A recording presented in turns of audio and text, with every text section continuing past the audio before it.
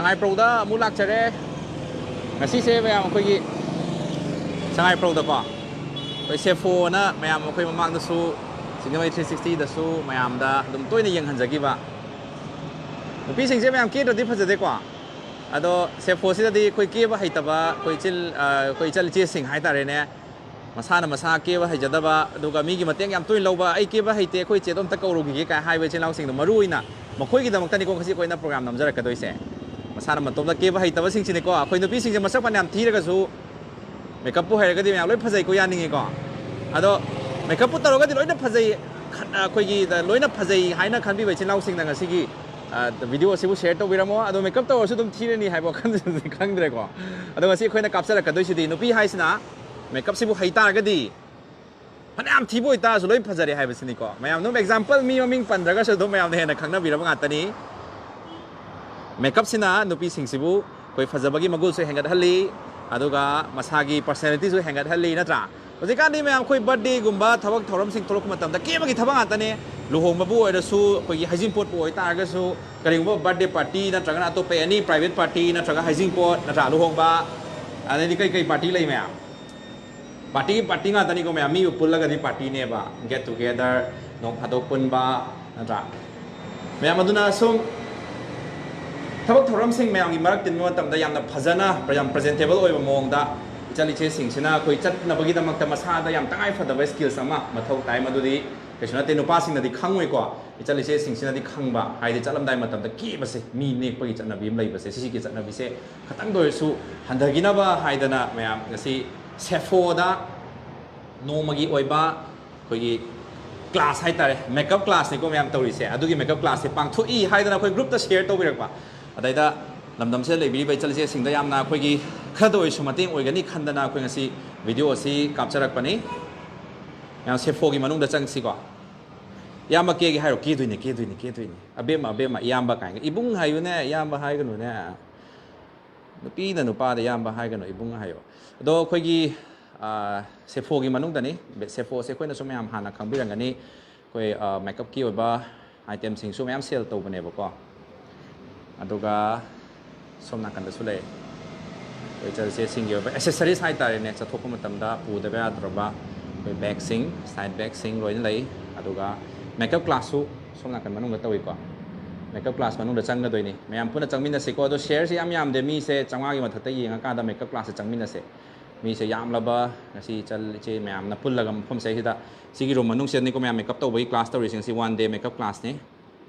ado professional lama lai khoi na di maming do khoi na mayam na di adung yeng kan da khang doi ni ko ngasi takpiri ba koi sister si kana no hai ba se professional koi makeup artist samana ngasi gi class se lobby ri Ado mayam chorok pa ma yang hanjabani ki bagi oiba koi hygiene gi oiba hai tare mayam koi se personal care gi product sing lai re hygiene gi product sing lai re hair gi ko lai re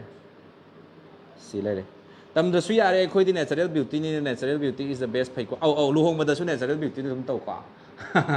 heijingpot da su natural beauty ni dum to bi ko anyway ka su kai de koi mioi ba se koi ishorna semak matam da phajana semak pa yawi koi laibak pharaba rajkumari pi ga haji yam laibak phabani koi chali che lisingu ki manung da dong go ba amam yawbani ado yam laibak phabani singmai 3C program singa su 1 in a thousand chali che yawbirak pa koi yam nungai jai laibak phabani singmai 3C program sigi su mai pak pani koi ke da su phajaba mi sing se tang ha ba ko ado yaw ha ba ma mak tha ado isai da ba yawri di mayam sum ke da ning thi jabi Hayu nang se kana no tawado yamana wena sakpado nang khangi ko ado adom dani rajkumari pi dani ko koi dedicate to wisai do asumai na koi manung gi kebham se lei salon manung hai tar ma makeup to bong gi manung sing atai da se samga kakpado se kapthra ka doni ko chap kapthra ka doni sida ngai bagi mayam ngai sar mayam la kani dana sam ka ke hai matam na ngai sar mayam la kani ngai sar mayam gi phambam sida lei re hanger mayam hai tai thaban jong pham da hara ga mayam thaban jong bai hanger mayam do aduga somna kandana koigi samgi kebam sam shampoo to bom hai tare ne mayam shampoo to bom sida lei re kok se ngak sam se thadara ga ising jo thadara ga ke doi ne sumai to dana dai di makhal mayam lai loi ba khoi yang hanjara roi sam machu lei re ado कोई सिंगी मैत्री सी की proud member होई बिबा सेफो की ma'am कोई member हम तंग कोई intro तक जगह असम नाकंदगी ओके असम नाकंदगी लाके अदो सेफो की मेंबर हम तंग कोई इंट्रो तक जगह मिस जेनिफर वाह आई माइक से थेट के ngako अनोबा माइक ओरमे अपडेट तौरी एक थेट यारे हां मिस जेनिफर तराम लोक्सरीस मिस जेनिफर कोई हैप्पी चराउबा कोई मिते गिदी न्यू ईयर से कोई चराउबा सिने हाई नि को सजी बुगी नो पान चराउबा चराउबा एवरीवन सिंगजेमाई 360 की व्यूअर में हम तराम लोक्सरी तराम लोक्सरी ngasi gi numit se koi makeup takpi bane makeup se yamna luhong khongdong ba birthday party event chat pada yamna maru oiba popular oiba topic amoire hai tare phamo se dagi anta nam ta ai junga phang na YouTube ta su Instagram da su mayam no biram gani makeup se mayam tamna re video da yenga ga hai video da yenga ma tau tamba ada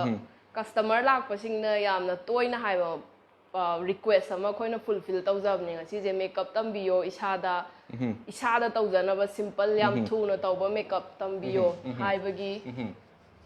akhoina ngasi nimsim jajo Delhi dagi certified oraba makeup artist amaga collaborate tawminaraga one day gi oiba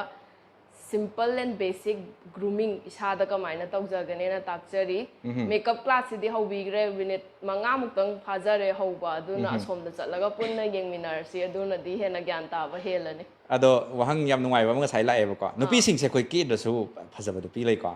su ke da su phajai sai da ba da hai ne ba phajada da koi ke da phajaba moi gi do di yaw dre da tra moi su dum nong phadok lak ma tam da icham cham na chat pa ya da ba event so mayam lai samna ha nupi sing na icham cham na ai di icham cham na phajabini do hai da na chat pa ya da ba event sing se kari kari lai ba ge ha da khoi lak sa ding se am tang hai bi ro mu ne makeup tawdrasu chat pa ya ba ma mayam lai gre isa gi opinion ne isa na pamjaba du ne tawdoi chung ke da na chatla su dum kem kai de isa gi phajajabani adubu makeup se aina som haijab da di customer myam na khoi da yam na hena ai tar 80% 90% je mi je makeup haining ba oeba adu du ge khoina class pijabane aduga makeup haibagi concept si ju kitang mayam na khangdabra na khalle aina yengbada makeup hairaga mi ama manna ba ke ba se makeup haiba natte full foundation thajallaga mitna chawhon kholan tawraga mi atopa ma manba adu makeup ne na aina khanjade makeup haijidi isagi naton isagi mit isagi skin tone isa da panjari se mi khudima ka loina mana banate ke balora kana nang kana no hangbai khuke da natte ba isagi laijari ba feature de kitang enhance tawba aina naton pa e hardi kitang naton tumhanjaba ai mit se kitang lautho aninge khonninge hardi sana bado art ne lai yek pane hai tare makeup se lai de imai de yek chabane isagi face in a canvas oidone hoi ado sum wari sum san sum chat se ba ko nupi sing sina maru ina koi heavy makeup tawri ba koi program sing je kari program da no ha betang hai bi ro ne Jennifer na kui na lai ga da ba luhong ba gumba da di heavy makeup taw yai red carpet event gumba chat pa da makeup taw ba yai kui na lai dori ni na birthday gumba de dum simple makeup tawar su yai na khalle nimsim jajo ne mana nimsim jajo se amtang improve taw yo ne mayam mang da hai di manga da interview tawroi lawroi da na ha betang hai bi yo ne ma se kamai taw mai la career se kamai taw no khoina di ta seng na nupa oi ban ma se Delhi da gi makeup phajana chahi amani tamaga certified oiraba professional makeup artist amane luhong khongdong ba su ke ba chatle Christian wedding su tawwe magi class yamna 5 weeks the class su courses oina lai duga ngasi mana lai bak phal no khoi haina na one day se da one day gi noi basic oina tamina ra si haraga khoi tamina ba lak pa ado basic sai sida na one day su hai bi na basic su hai basic sai sida kari no basic course se kari chan bage mayam samna ha da sister se kayam oi doino se chel se mayam lai se kayam su doino masing all together members sing se akhoi music mi tara khatane sit se tara khatang fix oina thambi bane atai di lawjadre ado kari no basic oina ngasi tambi doi se basic oina khoina tak pa ya doi se isagi skin type kai no skin type ki maru matung ina kai foundation sijina gani isagi skin color kai no skin color bi matung ina kai color foundation ong sijina gani bisum mai jina mi gi mayam structure hongal le bisum je ga mai na ye kani mai gi shape mayam ma ambau mana de karamba mai shape da karamba bisum ye kani karamba mai shape da ka mai na blush tha gani adu mayam adu da na one on one discussion ju tau bayani one on one hai di sum mana khang da area da khang da area ta ta sen to bagi aduga ꯂꯩꯖꯔꯤꯕ student ꯃꯌꯥꯝꯁꯦ ꯃꯁꯥꯗ ꯄ꯭ꯔꯦꯛꯇꯤꯁꯁꯨ ꯇꯧꯖꯒꯅꯤ ꯑꯗ ꯑꯩꯈꯣꯏꯅ ꯑꯆꯨꯝ ꯑꯔꯥꯟꯁꯨ ꯇꯥꯛꯄꯤꯒꯅꯤ one on one practice ꯇꯧꯃꯤꯟꯅꯔꯒ ꯑꯗꯣ ꯑꯁꯨꯝ ꯈꯪꯖꯅꯤꯡꯕ ꯑꯃꯅ ꯖꯦꯅꯤꯐꯔꯗꯀꯣ ꯅꯨꯄꯤꯁꯤꯡꯁꯦ ꯁꯝꯇꯥꯏꯝꯁ ꯑꯩꯈꯣꯏꯒꯤ ꯑꯣꯚꯔ ꯃꯦꯀꯞꯁꯦ ꯌꯥꯝ ꯇꯧꯕꯁꯨ ꯁꯝꯇꯥꯏꯝꯁ ꯌꯥꯎꯋꯦ ꯍꯥꯏ ꯑꯣꯚꯔ ꯃꯦꯀꯞ ꯇꯧꯔꯤꯁꯦ ꯃꯁꯥꯅ ꯄꯥꯝꯖꯕꯒꯤ ꯑꯣꯏꯗꯣꯏꯔꯥ ꯅꯠꯇ꯭ꯔꯒꯅ ꯍꯩꯇꯕꯒꯤ ꯑꯣꯏꯕꯒꯔꯥ ꯀꯃꯥꯏꯅ ꯂꯧꯕ ꯌꯥꯏ ꯑꯅꯤꯃꯛꯅꯦ ꯍꯥꯏꯇꯥꯔꯦ ꯍꯩꯇꯕ ꯑꯣꯏꯔꯒꯁꯨ ꯌꯨꯇ꯭ꯌꯨꯕ ꯚꯤꯗꯤꯑꯣꯗꯒꯨꯝꯕ ꯌꯦꯡꯕꯗ ꯑꯩ ꯁꯤꯒꯤ ꯃꯤꯁꯤꯅ ꯁꯨꯃꯥꯏꯅ ꯇꯧꯈ꯭ꯔꯦ ꯑꯩꯁꯨ ꯆꯞ ꯃꯥꯟꯅꯅ ꯇꯧꯒꯦꯅ ꯇꯧꯕꯗ ꯑꯣꯚꯔ ꯃꯦꯀꯞ ꯇꯧꯕ ꯑꯣꯏꯔꯝꯕ ꯌꯥꯏ ꯅꯠꯇ꯭ꯔꯒ ꯏꯁꯥꯅ ꯄꯥꯝꯖꯅ ꯇꯧꯕꯁꯨ ꯌꯥꯏ ꯑꯗꯨꯗꯤ ꯃꯤꯒꯤ ꯃꯣꯠꯅꯦ ꯍꯥꯏꯇꯥꯔꯦ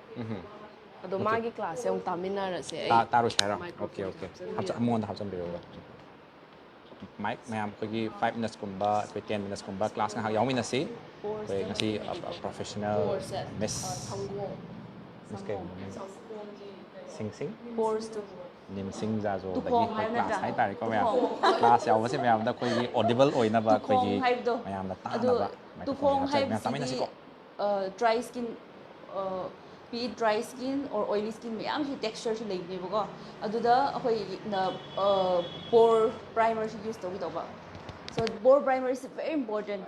ꯍꯥꯏꯕꯗꯤ ꯑꯩꯈꯣꯏꯅ pore primerꯁꯤ ꯌꯨꯁ ꯇꯧꯗꯕ ꯇꯥꯔꯗꯤ ꯍꯣꯔꯦꯟ ꯑꯩꯈꯣꯏꯅ ꯃꯦꯀꯞ ꯇꯧꯕ ꯀꯥꯟꯗ ꯑꯩꯈꯣꯏꯒꯤ pores ꯑꯗꯨꯗ ꯃꯅꯨꯡꯗ ꯑꯩꯈꯣꯏꯒꯤ ꯐꯥꯎꯟꯗꯦꯁꯟ ꯑꯗꯨ ꯑꯗꯥ ꯆꯪꯀꯥꯟꯗ ꯃꯅꯨꯡꯗ ꯑꯃ ꯂꯩꯇ꯭ꯔꯥ ꯑꯗꯨꯝ ꯀꯦꯛꯀꯤꯒꯤ ꯇꯥꯏꯞꯇ ꯑꯃ ꯂꯩꯕꯗꯣ ꯑꯗꯨ ꯑꯩꯈꯣꯏꯅ ꯁꯤ ꯌꯨꯁ ꯇꯧꯗꯕꯒꯤꯅꯤ ꯑꯗꯨ I'll suggest everyone like pores ꯂꯩꯕꯁꯤꯡꯗꯣ ꯁꯤ ꯑꯃꯗꯤ ꯑꯗꯨꯝ ꯃꯃꯥꯡꯂꯣꯝꯗ ꯆꯪꯉꯛꯀꯦ ꯅꯣꯏꯒꯤ ꯃꯦꯀꯞ ꯄꯦꯛꯇ ꯏꯟꯀ꯭ꯂꯨꯗ ꯇꯧꯔꯁꯨ ꯂꯩꯕꯤꯌꯣꯕꯀꯣ ꯑꯗꯨ ꯁꯤ ꯚꯦꯔꯤ ꯏꯝꯄꯣꯔꯇꯦꯟ ꯑꯣꯏꯕꯅꯤ ꯅꯥꯎ ꯌꯨ ꯅꯣ ꯅꯪꯒꯤ ꯁ꯭ꯀꯤꯟ ꯇꯥꯏꯞꯁꯀꯤ ꯃꯇꯨꯡ ꯏꯟꯅ ꯅꯪ ꯀꯔꯤ ꯄ꯭ꯔꯣꯗꯛꯁ ꯂꯧꯒꯦ ꯍꯥꯏꯕꯗꯣ ꯈꯪꯈ꯭ꯔꯦꯀꯣ Now what are the what are the steps to get a flawless base ko adu oitardi one karira ꯑꯩꯈꯣꯏꯒꯤ ꯃꯦꯀꯞ ꯇꯧꯗ꯭ꯔꯤꯉꯩꯗ ꯀꯔꯤ ꯁ꯭ꯇꯦꯞꯁ ꯇꯧꯒꯅꯤ ꯃꯥꯏ ꯇꯥꯅꯤꯀꯣ ꯃꯦꯀꯞ ꯇꯧꯗ꯭ꯔꯤꯉꯩꯗ ꯀꯩꯗꯧꯋꯦ ꯑꯝꯇ ꯇꯥꯍꯧꯒꯦ ꯍꯧꯖꯤꯛ ꯃꯌꯥꯝꯗ ꯃꯥꯏ ꯇꯥꯅꯤ ꯅꯠꯇ꯭ꯔꯥ ꯑꯩꯈꯣꯏꯒꯤ ꯃꯥꯏꯗ ꯀ꯭ꯔꯤꯁꯤ ꯑꯣꯏꯕ ꯂꯩꯇ꯭ꯔꯥ ꯑꯩꯈꯣꯏꯁꯦ ꯀꯔꯤ ꯍꯥꯏꯒꯦꯔꯥ ꯑꯣꯏꯂꯤ ꯑꯣꯏꯗ꯭ꯔꯁꯨ ꯀ꯭ꯔꯤꯁꯤ ꯑꯃꯗꯤ ꯂꯩꯕꯅꯦꯕꯀꯣ ꯑꯗꯨ ꯂꯩꯕ ꯇꯥꯔꯗꯤ ꯑꯩꯈꯣꯏ ꯃꯦꯀꯞ ꯇꯧꯕ ꯀꯥꯟꯗ ꯐꯖꯅ ꯑꯩꯅ ꯉꯁꯥꯏ ꯍꯥꯏꯕꯒꯨꯝꯅ ꯑꯦꯕꯖꯣꯔꯕ ꯇꯧꯕ ꯉꯝꯗꯦ so number one is you have to clean your face ꯑꯌꯥꯝꯕꯅ ꯑꯌꯨꯛ ꯍꯧꯒꯠꯂꯒ ꯃꯥꯏꯗꯤ ꯇꯥꯟꯅꯩꯗꯅ ꯅꯠꯇ꯭ꯔꯥ ꯑꯗꯨ you have to clean your face number two ꯅꯪꯒꯤ ꯁ꯭ꯀꯤꯟ ꯀꯦꯌꯔꯗꯨ ꯄꯥꯏꯕꯤꯔꯣ ꯅꯪ ꯇꯣꯅꯔ ꯅꯪꯒꯤ ꯃꯣꯏꯆꯔꯥꯏꯖꯔ ꯅꯪꯒꯤ ꯁꯤꯔꯝ ꯃꯣꯏꯆꯔꯥꯏꯖꯔ ꯑꯗꯨꯒ very important thing ꯅꯪꯒꯤ sunscreen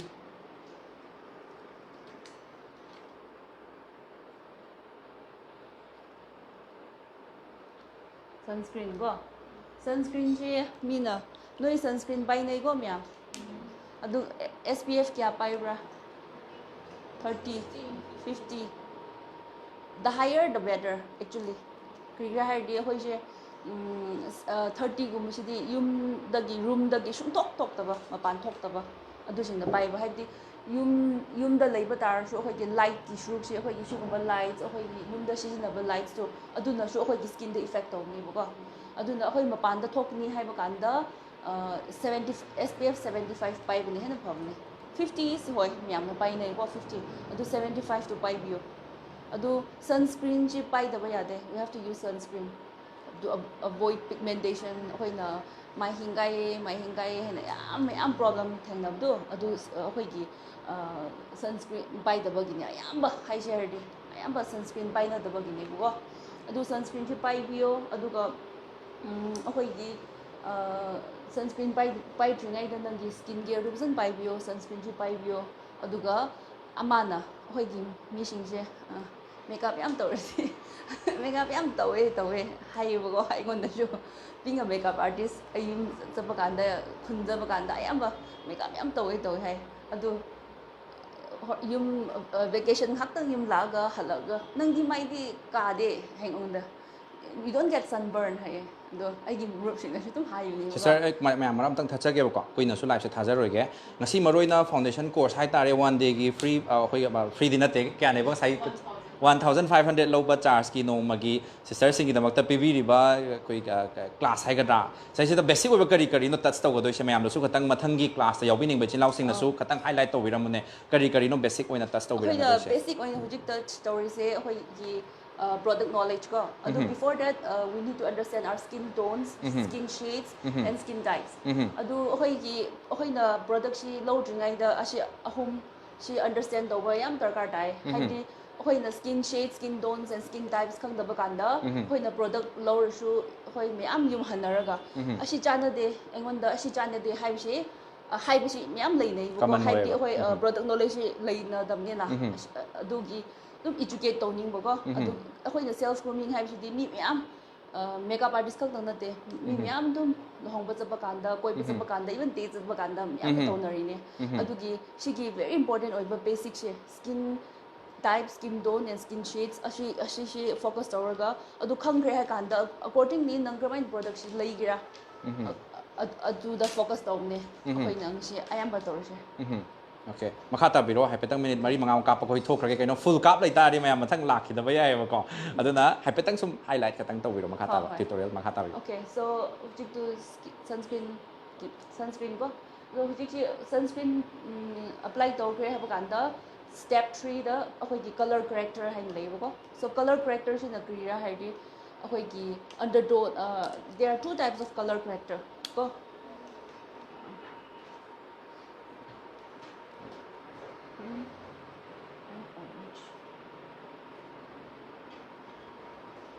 green and orange no color corrector si pai bra adu color corrector hai si kham bra hindi if you guys so green color corrector cuts red imperfection hai red imperfection hai tardi ahoi gi no na pimples thokpa adu da blemish thokpa adu gi undertone di red oitana natra adu da use toba green china ko Horeign green chin apply to ganda mag skin chin neutralize oil liba neutralize oil ganda nangi color she khoi ki skin tone che man correct to ba ko adu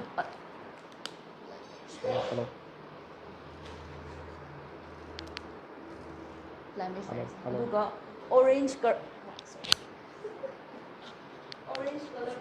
koi ngasi sina demo version ni mayam ko mathang full version gi dudi sala taw tam ni ne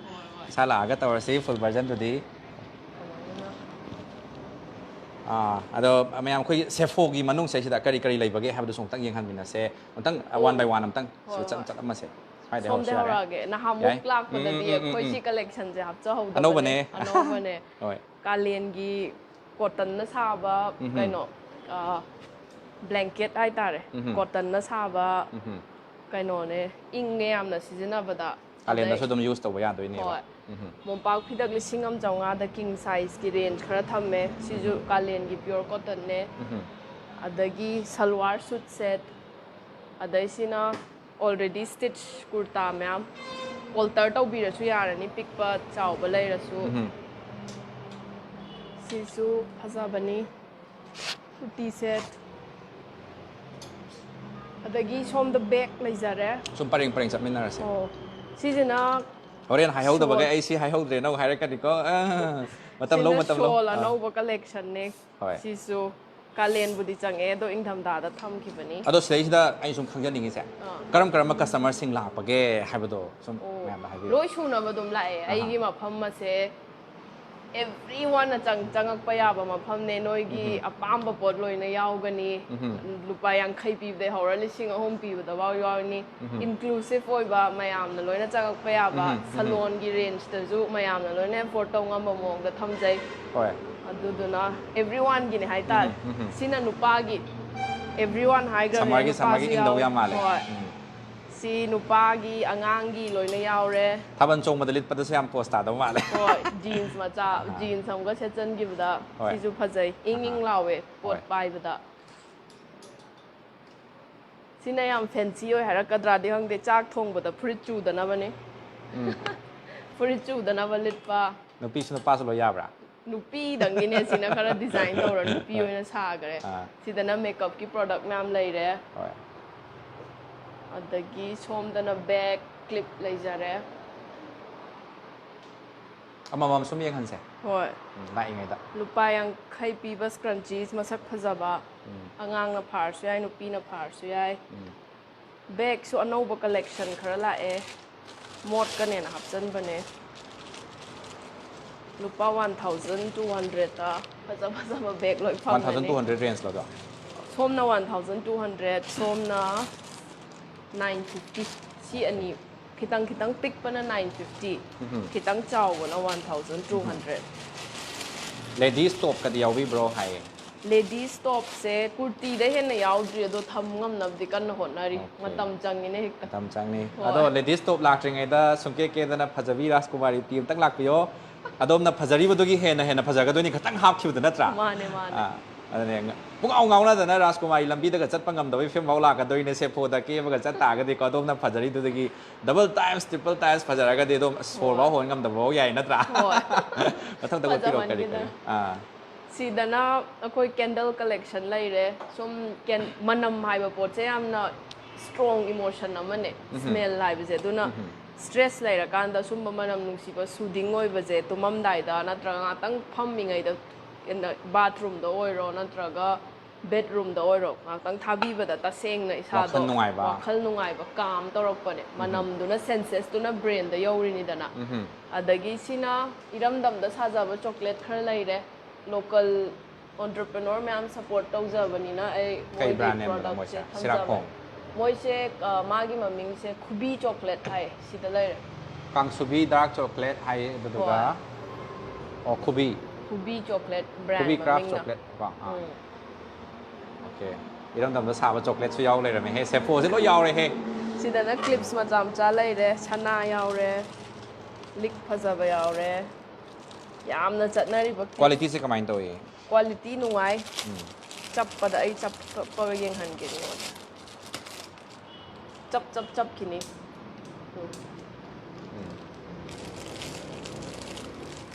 sisu mayam dagi dum tang ta na yon bane aduna price to mayam na reasonable oina to mayam sai sai sum khanja bada sumaina clip khak lei bai di lam dong man de sum ke ba lak pa makeup to lak pa sin cross oina sum dai ram dong ma le kwa moina kaw ki ba pot kumba clip hai ji diam na kaw gan ba hun to om ba mang ki ba nei ka taw ya ma thayam sa ba ne clip mang ki ba pham ja ko ji do le la ba phat long lai ki ya ba do ma tai si se kok ta oina yo le kamai to si je lupa tara da amamam yo le wholesale da pa ma ga na kau ta oina pulap yo le 250 da 250 aduna di oja dong ma le ko hoi maroi na khoi gi ka sam pulam dai da rubber thi ba khang da bai chal che mayam yaw ngani khalle khoi joi che mari ne ba khang ye si problem se aduna sam pulam dai da yamna khoi gi yam problem yam lei ba da kokta si ma le sel thambi kra ga di mayam bulk offer su lei re ado yare si ma som chu chap ma nei som na earrings makhal ne na ha mu ya hoda ba earring khara ha pe traditional wear ga set pa ya ba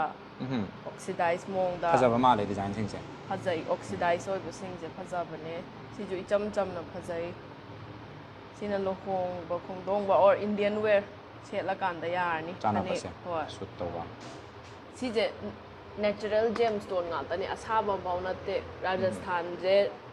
natural gemstone gi maming chat pa lai bak ne duna khullaga mana jise khullaga khutna polish to bai ne ba okay si ju mana je pera moi ta su mana de na si khullaga koina polish to raga thadorok pa gi ni okay si ju kokhur masa masabi si bi kokhur ko da kokhur ko ba ne kokhur ha ba ko kokhur ko clip makhal long lai re ke da su yai kai droge raskumari nang apango hangyam hangida ke da su yai kai droge si rubber ama khak lei bai lak pa yai samna ha bada sigi rubber se lupa tara pi dana adum loin ba set lo daga su piece ama khatang lo jage du ai chachak rage hai matam su kai sorok to man de natra na ke da su pot lei ba ya bra hai se ba man sum ching na bi bagi hangjarak pa ne ko ya ai le ai lo ke da ba ya ro de ado ye nga chak khim su yai si ma khoi na hap chan jarange ye nga chak khim su ya lei de ade have lei te ba mathang hai bi ro kai som gi range na face ki massager tool ne skin care je phan ge haita di skin je phan ge haita di blood circulation hazana da hon ba ma darkar change ba adu na si sina tool mayam ne blood circulate taw na ba si sina SPF sunscreen makhal ahum ne sunscreen tai da ba gi maram na ne hanu san ba khui ba henjan ba mahin ka ba sunscreen gi maran nga ta ne do aduna nong ma da ahum lak ta yo na haije khoi de doctor na hai birak pai matungin na aduna sunscreen SPF 50 phajana yaw ba si jina essential oil เนี่ยซี wellness section da chingani anxiety เลยแบบ post covid covid นารูบมาตุงดามีขระลอยน้ำมักตินัตเต anxiety เลยแบบ percentage ยามนวังเห็นกัดปะเนี่ย anxiety เสียค่อยนะ control ตัวว่าจะ only mentally control ตัวงอมไหมฮิดาขระสาระ control ตัวงอมไหมอะดูบุษนะ therapy รวมดา or natural ayurvedic รวมดาจะแล้วก็ anxiety อิสาเจ anxiety อะไรเลยผมจะว่าขังดาบมาท่องมาขังดาวิดา tension เลย บ้าดาปะขัดปะหอย tension เลยแบบดูมาแม่มดซีกี oil จะคิดตั้งใช้ดคุดตะขัดไตบีระก็ตัวมันได้ดมวนตะขัดทาดาบีระตัวมาดิก็ใช้ไฮกิบดมันนำไฮแบบปวดสินะ healing power ยามยาวเว้ยจะมานั่น anxiety relax stress เลยบ้า romance sinus เลยบ้ามีกีตุ้มใบอาดาบ้ามีกี migraine โกกจิกปะโกกยามจิกันบะซีแม่มสิกี therapy oil งาตะเนี่ยคุดตายไปตั้งในชั้นแล้วก็จะลำได้ก็ลำได้or rumah lagi tang happy gara ga chat pada manam du na so pothahan bangam ba khajik tang ju pothahan makhan mayam ma lei ba migraine na bagi adai di sleep tumbaya da bagi ko sinusitis sinus na bagi ko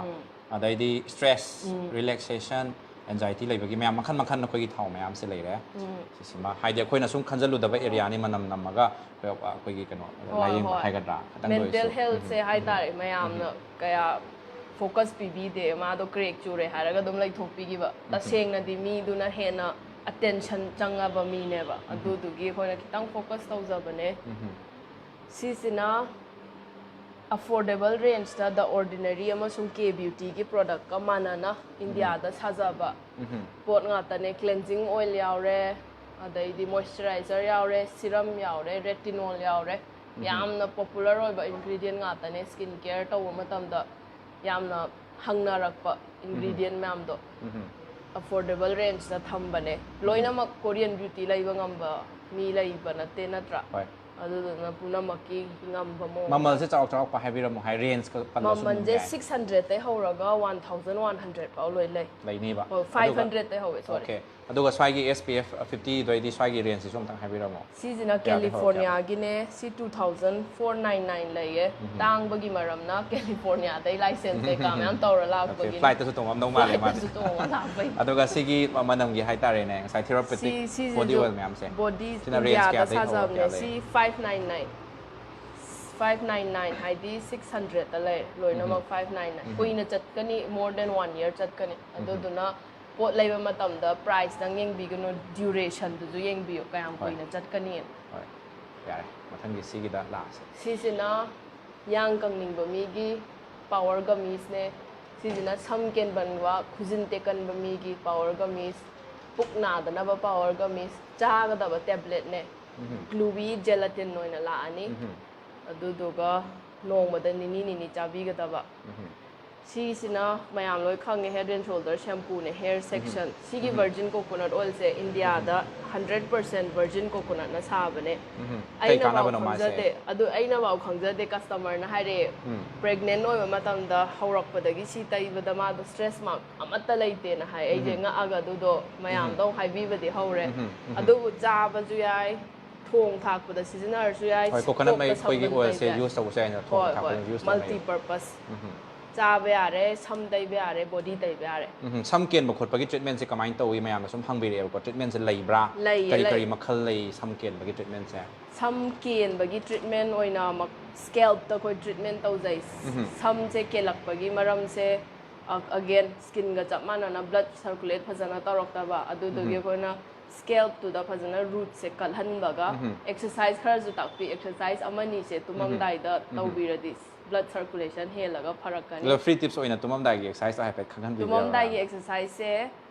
yoga da mo yoga gi mo da ne ma gi yoga pose vita karani kau gani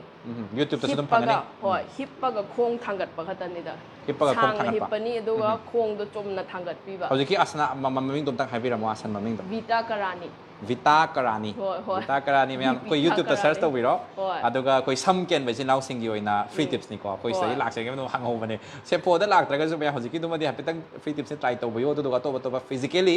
Atop care गी दमक तदि से पोसे लाग पियो को अदु mentally कोई prepared अखोगी care लोगी बे दमक तदि हजिकी केबा Vita Karani अदु नतना अदु ngam de haraga na sam se ke le na ꯍꯥꯠꯇꯕ ꯃꯌꯥꯝ ꯑꯃꯅꯦ ꯑꯩꯈꯣꯏ ꯃꯥꯗꯒꯤ ꯍꯧꯔꯒ ꯁꯝ ꯀꯦꯜꯂꯦ ꯍꯥꯠꯄ ꯀꯤꯖꯩ ꯍꯣꯏ ꯁꯝꯆꯦꯠ ꯍꯦꯛ ꯍꯥꯞꯄ ꯃꯇꯝ ꯁꯝꯆꯦꯠ ꯍꯣꯏ ꯄꯤꯛ ꯊꯟꯅ ꯌꯥꯎꯕꯁꯦ ꯑꯗꯨ ꯑꯗꯨꯝ ꯍꯥꯠꯇ꯭ꯔꯁꯨ ꯀꯦꯟꯈꯤꯗꯧꯔꯕ ꯁꯝꯅꯦ ꯑꯗꯨꯗꯨꯅ ꯁꯝꯁꯦ ꯇꯣꯏꯅ ꯍꯥꯠꯄꯤꯕ ꯁꯝꯈꯣꯡ ꯁꯥꯒꯠꯂꯤꯈꯩ ꯁꯝ ꯑꯅꯧꯕ ꯍꯧꯕ ꯍꯦꯟꯗꯣꯏꯅꯦ ꯑꯗ ꯁꯨꯃꯥꯏꯅ ꯂꯨꯛꯊꯔꯒ ꯍꯣꯏ ꯂꯨꯛꯊꯔꯒ ꯕ꯭ꯔꯁꯅ ꯍꯥꯠꯇꯣꯛꯄꯤꯕ ꯁꯝꯆꯦꯠꯅ ꯅꯠꯇꯦ ꯕ꯭ꯔꯁꯅ ꯄꯦꯗꯜ ꯕ꯭ꯔꯁ ꯍꯥꯏꯔ ꯈꯪꯅꯩ ꯀꯔꯝꯕ ꯕ꯭ꯔꯁ ꯑꯣꯏꯗꯣꯏꯅꯣ ꯌꯥꯎꯕ꯭ꯔꯥ ꯁꯨꯝꯕ ꯕ꯭ꯔꯁ ꯑꯣꯏꯔꯁꯨ ꯌꯥꯏ ꯎꯪꯕꯤꯗ꯭ꯔꯥ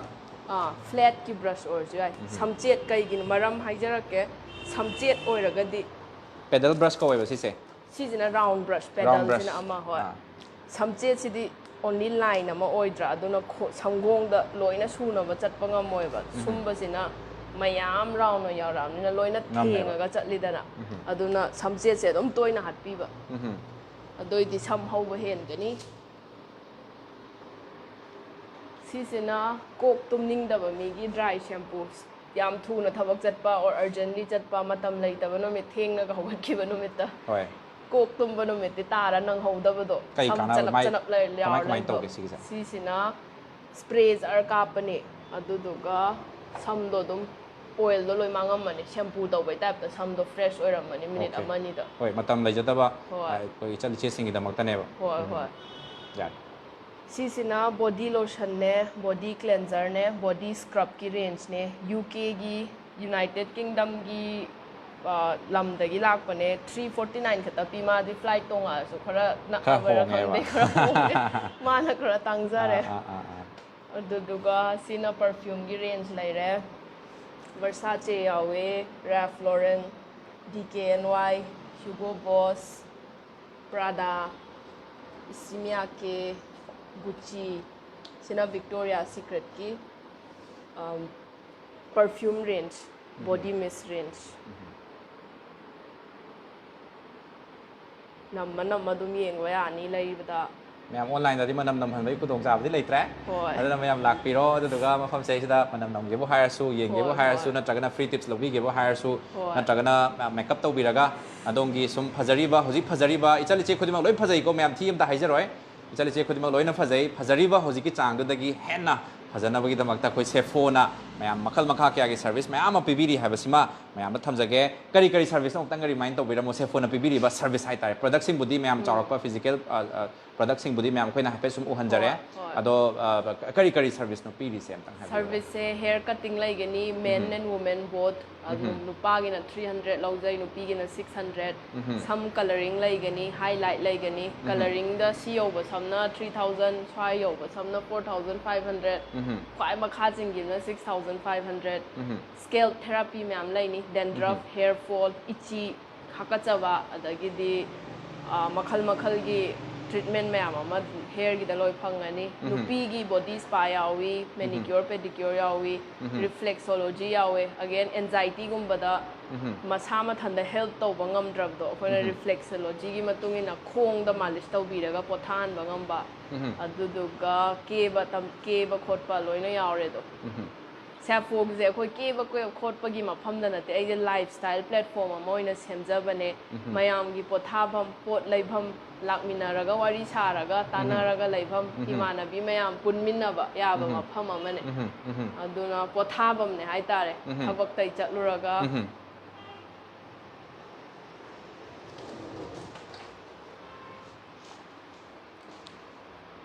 थबक तै चलुरगा हा पोथाभम कोई जो पोथारी होजे माने थबक तै चलला तुम लाइफ अजे थबक ngata anambana जुलोय focus तौनैदना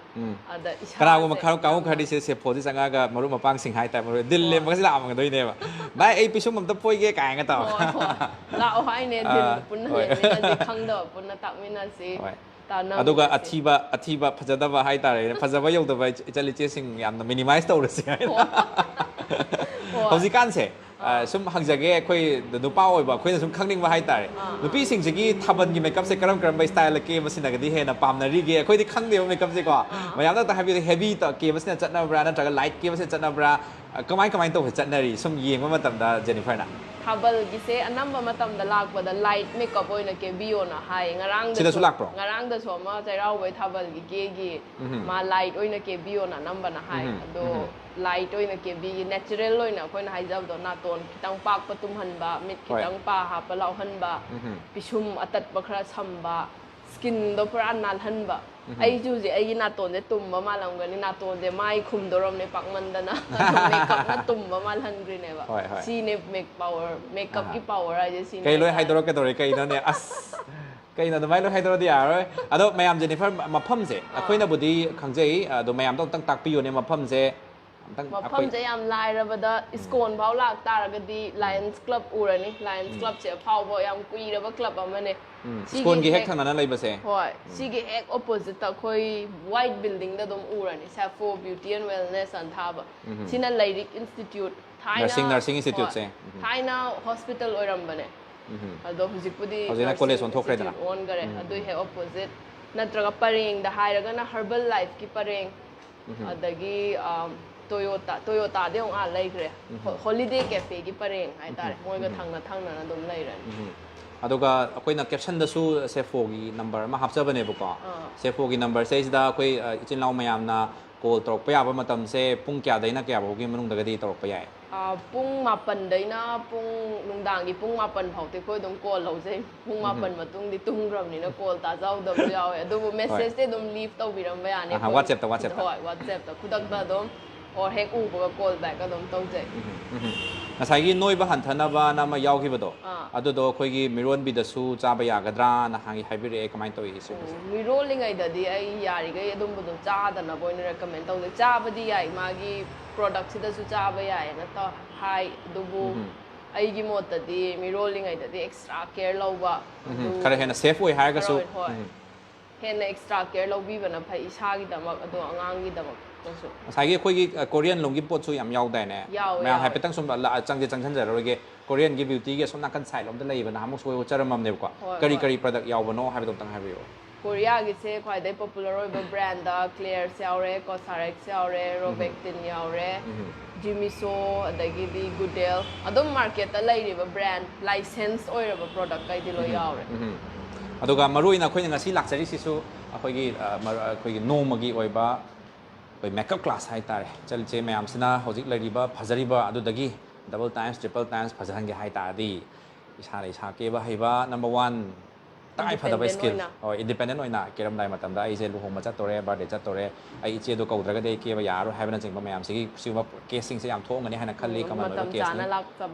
hoi ado makeup artist na so demand yam lai gi da na matam cha lak ta ba gi theng na luhong ma cha pasi yam thoe ba ka ada isa se ke ba loina hai ra ga di matam save tawni nupi yawe theng ani haibagi mayam na sum lan na koi gi perception na sum chatli se sigi pot sima su isa ke ba loi haina ta ri matam sima loi save taw minaraga thabai nga su loi nangani haibagi message pizza ba dum program ni one day makeup program ni sigumba one day makeup program si mayam na kari mo yaobining ta just at the rate of 1500 rupees tani mayam sumba koi makeup class se yaobina bai da makta do caption da mobile ma hapsa bani kari mo dom na sumaina one day gi ba makeup class se kari mo yaobi ta ri dom na basic oi ba hai tare ke ba da chang ba tangai phata ba koi gi basic oiba tips skills mayam takpi gani aduga health professional maroina koi makeup artist professional maming se kai ba sim jajo ukhul dagi mahak na mathang disum takpi dora akhoi je 5 weeks ki course su lai aduga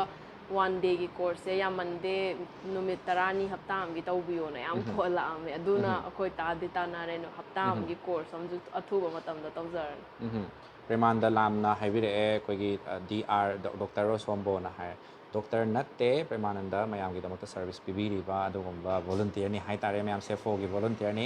mayam kari ma Sappho gi ani akoi gi support lobby gi haiba matam da sister Jennifer ga wari watai saraga ma ki su experience ki matung ina pi ba ya ba koi gi suggestion sing comment sing pimina gani tuga koi gi medicine doctor veterinary doctor adu skin doctor haiba natte haiba sima mayam da koi clarify tawjage ado mayam na su makhata na sigumba koi coursing yawining ba chinlau sing lai ta ga de so na koi na caption da hapchari ba mobile number sida call tobira aga adum koi gi book toksin biu mathangi course kam kana hodo mathangi course date ti lepchadri do mobile number do dom call tobira ona traga koi gi Facebook ki page or Instagram page ta dom Sappho follow up Sappho kai haina lai pana Sappho India hairaga lai ban animak Facebook su kai no su okay ado hojik ada tawri kai dawri no haibum tang haibiyo Basic model da makeup demonstrate tawrine demonstrate tawraba matungda isa da makeup tawjaraga soiba yengna toine sidana makeup se kamai na tawrino haibase demonstrate tawra tai ꯑꯗꯣ ꯃꯌꯥꯝꯅ ꯑꯩꯈꯣꯏ free ꯇꯤꯞꯁꯀꯨꯝꯕ ꯅꯠꯇ꯭ꯔꯒꯅ ꯑꯩꯈꯣꯏ ꯁꯦꯐꯣꯒꯤ ꯁꯥꯏꯠꯇꯒꯤ ꯑꯦꯅꯤ support ꯂꯧꯕꯤꯅꯤꯡꯕ ꯃꯇꯝꯗ ꯃꯌꯥꯝꯅ ꯑꯩꯈꯣꯏꯅ ꯀꯦꯞꯁꯟꯗ ꯍꯥꯞꯆꯔꯤꯕ mobile ꯅꯝꯕꯔꯁꯤꯗ ꯀꯣꯜ ꯇꯧꯕꯤꯔꯛꯎ ꯑꯗꯨꯒ ꯋꯥꯔꯤ ꯋꯥꯇꯥꯏ ꯁꯥꯕꯤꯌꯨ ꯁꯞꯄꯣꯔꯠ ꯄꯤꯅꯕꯒꯤꯗꯃꯛꯇ ꯔꯦꯗꯤ ꯂꯩꯕꯤꯔꯤ ꯍꯥꯏꯕꯁꯤꯃ ꯃꯌꯥꯝꯗ ꯍꯣꯏ ꯑꯗꯨꯝ ꯊꯝꯖꯒꯦ ꯀꯣꯜ ꯇꯧꯕꯤꯔꯛꯑꯣ ꯑꯦꯅꯤ ꯇꯥꯏꯝ ꯍꯣꯏ ꯃꯌꯥꯝ ꯂꯥꯏꯕ ꯑꯁꯤꯁꯨ ꯂꯣꯏꯁꯤꯟꯖꯒꯦ ꯃꯌꯥꯝꯅ ꯃꯦꯀꯞ ꯑꯩꯈꯣꯏ ꯀ꯭ꯂꯥꯁ ꯑꯁꯤ ꯌꯥꯎꯕꯤꯅꯤꯡꯕ ꯏꯆꯤꯜ ꯏꯅꯥꯎꯁꯤꯡꯅ ꯑꯗꯨꯝ ꯂꯥꯛꯄꯤꯌꯨ ꯅꯠꯇ꯭ꯔꯒꯅ ꯑꯩꯈꯣꯏꯒꯤ ꯁꯦꯐꯣꯁꯤꯗ ꯄꯤꯕꯤꯔꯤꯕ ꯁꯔꯚꯤꯁꯁꯤꯡ ꯍꯥꯏꯇꯥꯔꯦ ꯅꯦꯜ ꯑꯦꯛꯁꯇꯦꯟꯁꯟꯁꯨ ꯇꯧꯖꯩ ꯅꯦꯜ ꯑꯦꯛꯁꯇꯦꯟꯁꯟꯁꯨ ꯇꯧꯋꯤ 2500ꯗ ꯁꯤ ꯂꯩꯔꯦ ꯈꯨꯖꯤꯟ ꯁꯥꯡꯗꯣꯛꯅꯕꯀꯣ ꯍꯣꯏ ꯑꯩꯈꯣꯏ ꯈꯨꯖꯤꯟ ꯃꯈꯜ ꯃꯈꯜꯅꯦ ꯅꯨꯄꯥꯒꯤꯁꯨ ꯈꯨꯖꯤꯟ ꯍꯥꯞꯀꯦ ꯀꯥꯏꯅ ꯂꯥꯛꯄ꯭ꯔꯥ ꯂꯥꯛꯇꯦ ꯑꯩꯈꯣꯏ ꯅꯨꯄꯥꯒꯤꯗꯤ ꯁꯤꯅꯁꯨ ꯅꯨꯄꯤ ꯑꯩꯈꯣꯏ ꯉꯥꯛꯇꯅꯦꯕꯀꯣ ꯇꯝꯃꯝꯕꯒꯤꯅꯦ ꯗꯤꯖꯥꯏꯟꯈꯩꯅ ꯁꯤꯗ ꯂꯩꯔꯦ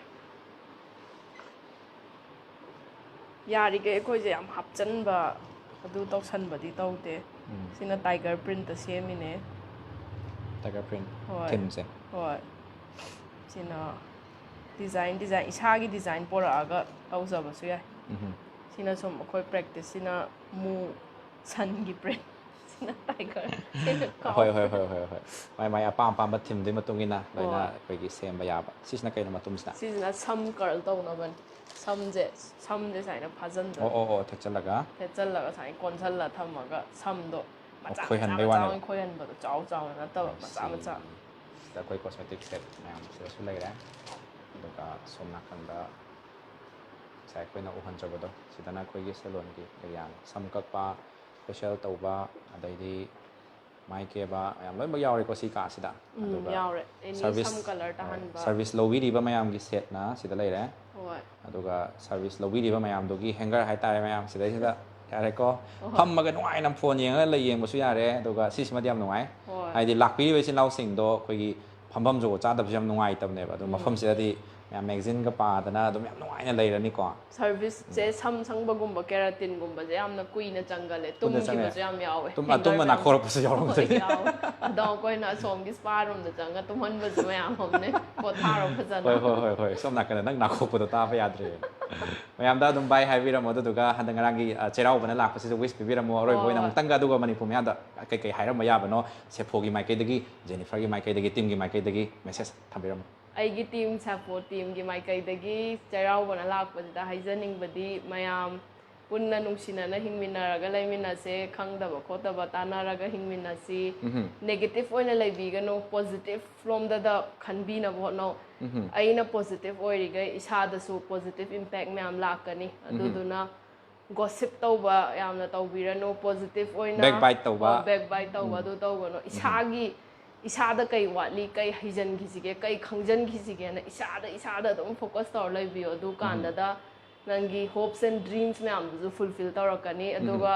ꯁꯤ ꯑꯩꯅ ꯍꯥꯏꯕ ꯅꯠꯇꯦ ꯁꯤ ꯐꯤꯖꯤꯛꯁꯀꯤ ꯂꯣꯅꯦ ꯑꯗꯨꯗꯨꯅ ꯄꯣꯖꯤꯇꯤꯚ ꯍꯤꯡꯕꯤꯌꯣ ꯃꯦꯅꯤꯐꯦꯁ ꯇꯧꯕꯤꯌꯣ ꯑꯄꯥꯝ ꯑꯄꯥꯝꯕ ꯑꯗꯨꯒ ꯄꯨꯟꯁꯤ ꯅꯨꯡꯉꯥꯏꯔꯤꯈꯩ ꯏꯁꯥ ꯍꯔꯥꯎꯔꯤꯈꯩ ꯋꯥꯔꯜꯗꯁꯤꯁꯨ ꯕꯦꯇꯔ ꯄ꯭ꯂꯦꯁ ꯑꯃ ꯑꯣꯏꯔꯛꯀꯅꯤ ꯑꯗꯨꯅ ꯏꯁꯥꯗꯩ ꯍꯧꯔꯁꯦ ꯍꯟꯗꯛ ꯆꯍꯤꯗꯒꯤꯗꯤ ꯅꯨꯡꯁꯤꯅꯅ ꯅꯨꯡꯉꯥꯏꯅꯅ ꯍꯤꯡꯃꯤꯟꯅꯅꯕ ꯑꯋꯥ ꯑꯅꯥ ꯇꯥꯃꯤꯟꯅꯗꯅꯕ ꯏꯁꯥꯗꯒꯤ ꯍꯧꯅꯔꯒ ꯄꯨꯟꯅ ꯑꯗꯨꯃꯥꯏꯅ ꯂꯩꯔꯁꯦ ꯊꯦꯡꯛ ꯌꯨ ꯑꯩꯈꯣꯏ ꯁꯦꯐꯣꯒꯤ ꯖꯦꯅꯤꯐꯔꯅꯁꯨ ꯉꯁꯤ ꯃꯔꯤꯛ ꯆꯨꯝꯕ ꯋꯥꯐꯝ ꯃꯌꯥꯝ ꯑꯃ ꯊꯝꯕꯤꯕ ꯁꯦꯐꯣꯒꯤ ꯃꯥꯏꯀꯩꯗꯒꯤꯁꯨ ꯁꯞꯄꯣꯔꯠ ꯄꯤꯕꯤꯕ ꯑꯗꯨꯒ ꯁꯤꯡꯃꯩ 360ꯅ ꯉꯁꯤ ꯁꯨꯃꯥꯏꯅ ꯇꯧꯔꯒ ꯑꯩꯈꯣꯏ ꯅꯣꯡꯃꯒꯤ ꯑꯣꯏꯕ ꯑꯩꯈꯣꯏ ꯀ꯭ꯂꯥꯁ ꯑꯃ ꯄꯥꯡꯊꯣꯛꯏ ꯍꯥꯏꯅ ꯇꯥꯖꯕ ꯃꯇꯝꯗ ꯀꯕꯔ ꯑꯃꯇꯪ ꯂꯥꯛꯆꯒꯦ ꯍꯥꯏꯖꯔꯨꯕ ꯃꯇꯝꯗ ꯍꯔꯥꯎ ꯌꯥꯕꯤꯔꯛꯄ ꯑꯩꯈꯣꯏ ꯁꯤꯡꯖꯃꯩ 360ꯒꯤ ꯒ꯭ꯔꯨꯞ ꯃꯦꯝꯕꯔꯁꯨ ꯑꯣꯏꯕꯤꯕ ꯖꯦꯅꯤꯐꯔꯕꯨ ꯑꯩꯈꯣꯏ ꯁꯤꯡꯖꯃꯩ 360ꯒꯤ ꯃꯥꯏꯀꯩꯗꯒꯤ ꯊꯥꯒꯠꯄ ꯐꯣꯡꯗꯣꯛꯆꯔꯤ ꯃꯌꯥꯝꯅ ꯂꯦꯡꯁꯤꯟꯕꯤꯔꯛꯑꯣ ꯃꯐꯝ ꯁꯦꯐꯣꯁꯤꯗ ꯂꯥꯛꯄꯤꯔꯒ ꯑꯗꯨꯝ 9 AM to 9 PM ꯑꯩꯈꯣꯏ ꯀꯣꯜꯁꯨ ꯄꯤꯛ ꯇꯧꯖꯒꯅꯤ ꯍꯥꯏꯅꯁꯨ ꯖꯦꯅꯤꯐꯔꯅꯁꯨ ꯇꯥꯛꯄꯤꯕ ꯂꯩꯔꯦ ꯑꯗꯨꯅ ꯀꯦꯞꯁꯟꯗ ꯍꯥꯞꯆꯔꯤꯕ ꯃꯣꯕꯥꯏꯜ ꯅꯝꯕꯔꯁꯤꯗꯩꯁꯤꯗ ꯑꯗꯣꯝꯅ ꯀꯣꯜ ꯇꯧꯕꯤꯔꯛꯑꯒ ꯃꯈꯥ ꯇꯥꯕ ꯁꯄꯣꯔꯠꯁꯤꯡ ꯍꯥꯏꯇꯥꯔꯦ ꯃꯌꯥꯝ ꯃꯈꯥ ꯇꯥꯕ ꯑꯩꯈꯣꯏꯒꯤ ꯐꯦꯁꯀꯤ ꯃꯇꯥꯡꯗ ꯍꯥꯏꯕꯤꯔꯛꯏꯕ ꯃꯥꯏꯍꯤꯡꯒꯤ ꯃꯇꯥꯡꯗ ꯍꯪꯕꯤꯔꯛꯏꯕ ꯄꯔꯐ꯭ꯌꯨꯝꯒꯤ ꯔꯦꯠ ꯃꯇꯥꯡ ꯍꯪꯕꯤꯔꯛꯏꯕ ꯃꯌꯥꯝꯅ ꯍꯪꯕꯤꯔꯛꯏꯕ ꯋꯥꯍꯪ ꯄꯥꯎꯍꯪꯁꯤꯡꯁꯦ ꯑꯩꯈꯣꯏꯅ ꯇꯦꯜꯂꯕ ꯄ꯭ꯔꯣꯒ꯭ꯔꯥꯝꯁꯦ ꯂꯣꯏꯅꯃꯛ ꯄꯥꯎꯈꯨꯝ ꯄꯤꯕꯗꯤ ꯃꯌꯥꯝ ꯈꯨꯗꯣꯡ ꯆꯥꯗꯦ ꯑꯗꯨꯅ ꯌꯥꯔꯒꯗꯤ ꯑꯩꯈꯣꯏꯅ ꯍꯥꯞꯆꯔꯤꯕ ꯀꯦꯞꯁꯟꯗ ꯍꯥꯞꯆꯔꯤꯕ ꯃꯣꯕꯥꯏꯜ ꯅꯝꯕꯔ ꯑꯁꯤ ꯑꯗꯣꯝꯒꯤ ꯀꯟꯇꯦꯛ ꯂꯤꯁꯇ ꯍꯥꯏꯇꯥꯔꯦ ꯌꯥꯝ ꯇꯉꯥꯏ ꯐꯗꯕ ꯑꯗꯨꯝꯕ ꯑꯁꯤꯒꯨꯝꯕ ꯑꯩꯈꯣꯏꯒꯤ ꯃꯦꯀꯞꯀꯤ ꯃꯇꯥꯡꯗ ꯂꯥꯛꯄ ꯑꯗꯨ ꯀꯣꯁꯃꯦꯇꯤꯛꯀꯤ ꯃꯇꯥꯡꯗ ꯂꯥꯛꯄ ꯃꯇꯝꯗ ꯇꯥꯊꯣꯛ ꯇꯥꯁꯤꯟ ꯇꯧꯅꯕꯒꯤꯗꯃꯛꯇ ꯁꯦꯐꯣꯒꯤ ꯅꯝꯕꯔ ꯁꯦꯐꯣ ꯕ꯭ꯌꯨꯇꯤ ꯑꯦꯟ ꯋꯦꯜꯅꯦꯁ ꯍꯥꯏꯔꯒ ꯁꯦꯞ ꯇꯧꯁꯟꯕꯤꯔꯒ ꯃꯇꯨꯡ ꯇꯥꯔꯛꯄ ꯑꯦꯟꯀ꯭ꯋꯥꯏꯔꯤꯒꯤꯗꯃꯛꯇ ꯁꯦꯞ ꯇꯧꯁꯜꯂꯒ ꯊꯝꯕꯤꯌꯨ ꯍꯥꯏꯕ ꯋꯥꯐꯝ ꯑꯁꯤ ꯃꯌꯥꯝꯒꯤ ꯃꯐꯝꯗ ꯊꯝꯖꯕꯒ ꯂꯣꯏꯅꯅ ꯉꯁꯤ ꯑꯣꯏꯅꯗꯤ ꯃꯌꯥꯝ ꯄ꯭ꯔꯣꯒ꯭ꯔꯥꯝ ꯑꯁꯤ ꯅꯨꯡꯉꯥꯏꯕꯤ ꯇꯥꯔꯒꯗꯤ ꯈꯔ ꯑꯩꯈꯣꯏ ꯃꯤꯠ ꯅꯥꯀꯣꯡ ꯑꯣꯏꯕ ꯁꯣꯏꯗꯅ ꯌꯥꯎꯕꯤ ꯍꯥꯏꯅ ꯈꯟꯕꯤ ꯇꯥꯔꯗꯤ ꯁꯣꯏꯗꯅ ꯁꯦꯌꯔ ꯑꯃꯈꯛꯇꯪ ꯇꯧꯕꯤꯔꯝꯂꯒ ꯉꯁꯤꯒꯤ ꯄ꯭ꯔꯣꯒ꯭ꯔꯥꯝ ꯑꯁꯤꯕꯨ ꯊꯋꯥꯏ ꯍꯥꯞꯄꯤꯔꯝꯃꯨ ꯍꯥꯏꯕ ꯋꯥꯐꯝ ꯑꯁꯤ ꯊꯝꯖꯕꯒ ꯂꯣꯏꯅꯅ ꯂꯥꯏꯚ ꯑꯁꯤ ꯂꯣꯏꯁꯤꯟꯅꯕꯒꯤ ꯇꯥꯟꯖꯥ ꯂꯧꯖꯒꯦ ꯃꯌꯥꯝꯕꯨ ꯑꯃꯨꯛꯀ ꯍꯟꯅ ꯏꯀꯣꯛꯅꯅ ꯈꯨꯔꯨꯝꯖꯔꯤ